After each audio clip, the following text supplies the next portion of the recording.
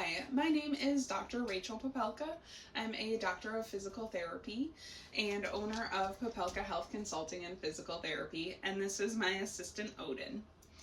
This video is for women who understand that jump training is an integral part of maintaining bone health, especially as we start to enter menopause. We really need to give enough stimulation to the bone so that we're having the cells that lay down new bone be stimulated to lay down new bone. This makes up for the rapid increase in the cells that are breaking down our bones. So to do that, jumping is a great tool. However, it can be really intimidating for someone who hasn't jumped in years and is afraid that they're going to injure themselves. So this video is to show you just the introduction to jump training to make it less scary and way more accessible. The good news is you don't need to start by flying off of boxes or doing anything crazy. You actually don't even have to have your feet completely leave the ground to get started. So there's a really interesting research study that looked at the efficacy of just going up onto your heels and dropping down. If that was enough force to stimulate bone growth in the legs, and it turns out that it is. So this is something that you can do while you're doing your dishes, brushing your teeth, brushing your hair, right? Just going up onto those tiptoes and slamming back down through the heels. I recommend doing this without shoes on. Again, you don't really want to pad. We want that force going up through the calcaneus and up into the bones of our legs. Again, if it's painful, if you have bone spurs or something like that, you might need some padding. Listen to your body. It should not be painful. It really shouldn't feel like much. If you have issues with your knees or your joints, you can protect them from the shock by having them bent, right? We don't want to be completely locked out and stiff. That's going to put more pressure through the joints. Having a slight bend will protect our joints while we're still giving that impact to the bone. So once you're feeling comfortable with doing about a minute a day of those, you can start getting into some more jumping. So I recommend just starting jumping in place. Right, the big thing with jump training is, again, we want to protect our joints by landing softly. So you want to have quiet feet is the cue I'm always giving my patients. So quiet feet. So we want to land softly in the joints, so we're not jarring the connective tissue and the joints together, but we are giving that impact stimulus to the bone.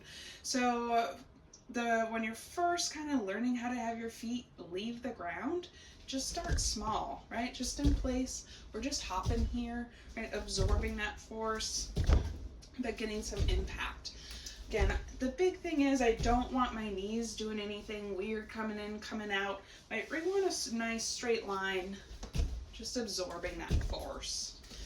As you feel more comfortable, right, you can make those jumps a little bit higher. Again, I like to do this for about 60 seconds, at least once a day.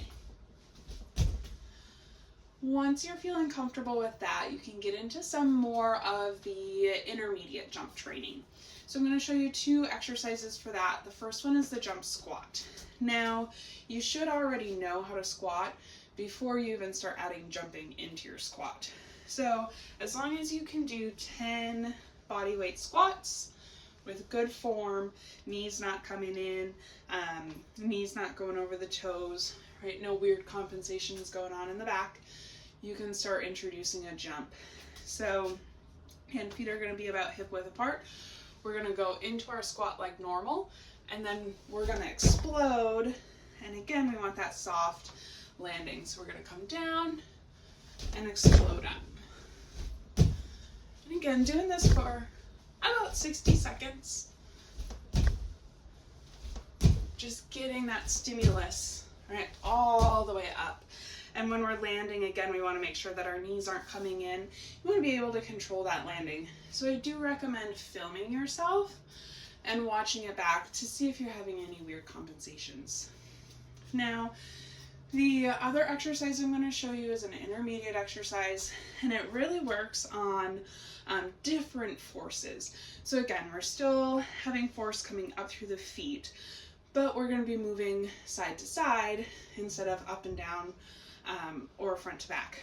So this is called a skater. Again, you can start small by just hopping side to side. Right, as you get more comfortable with that, you can make it larger. I'm going to go sideways so I don't run into my sink here, but you can make it larger and kind of bring that leg back like you're a powerful hockey player. All right, going side to side. And again, we don't want that knee bending in. So as we're coming in, right, I want a nice form here. So if you're here and your knee's going all over the place, right, stay a little bit more upright. Right, make your hops a little bit smaller. So I would start with those 4 exercises. Again, it might take you a couple weeks to get from just doing your heel taps to being comfortable doing a jump squat or a skater. And that's totally okay. The big thing is, again, you don't want any pain. If you're having pain with these, talk to your physical therapist, talk to your doctor. We need to modify something, or there's something else going on in the body. You really shouldn't have too much soreness from these either. Maybe some mild soreness if you're just getting into impact activities, but nothing like even what you would get with strength training. It really should just kind of be part of your day. It should be that 60 seconds that you're working on for each exercise, and building up as you're tolerating it. If you have any questions, comments, please feel free to leave them down in the comments. I try to read everything and get to each one. And then please like, share, comment, subscribe. It just helps the algorithm so that this video can get to more women, so we can make sure that there's more women out there who are building healthy bones. Thanks.